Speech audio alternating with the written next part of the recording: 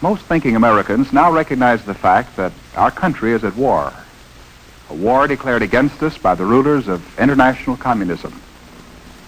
It is called a Cold War because armed forces, although used as a threat, are rarely unleashed, and blood is not spilled in the massive battles that we think of as war.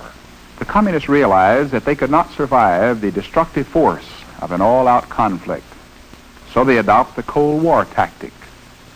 Nevertheless, their objective remains the total conquest of all the earth. World conquest by actions short of war. Actions that are political, economic, and ideological. In 1917, at the time of the revolution, Russia was already a land of vast area.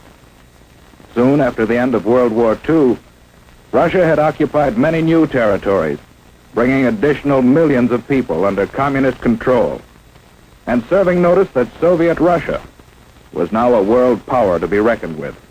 In Indochina and Malaya, communist aggression has incited rebellion against established government. In France, communist aggression has fomented strikes against essential industries in attempts to discredit the free government.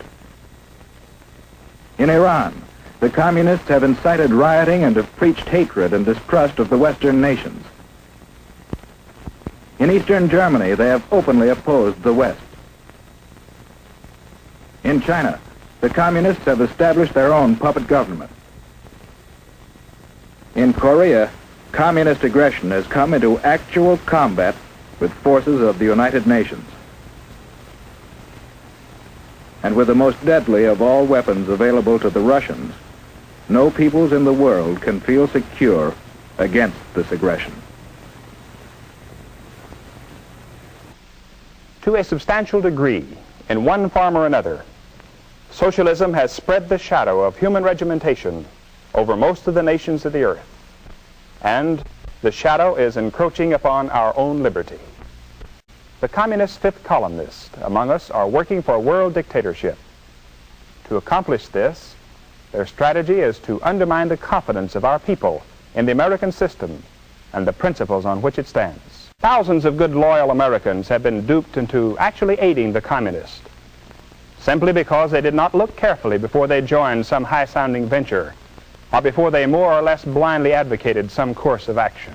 If each of us will rise to the occasion, if every citizen, young and old, will accept the challenge of his citizenship, then the socialists and communists and their followers will not prevail, and America will go on toward the fulfillment of her great world destiny.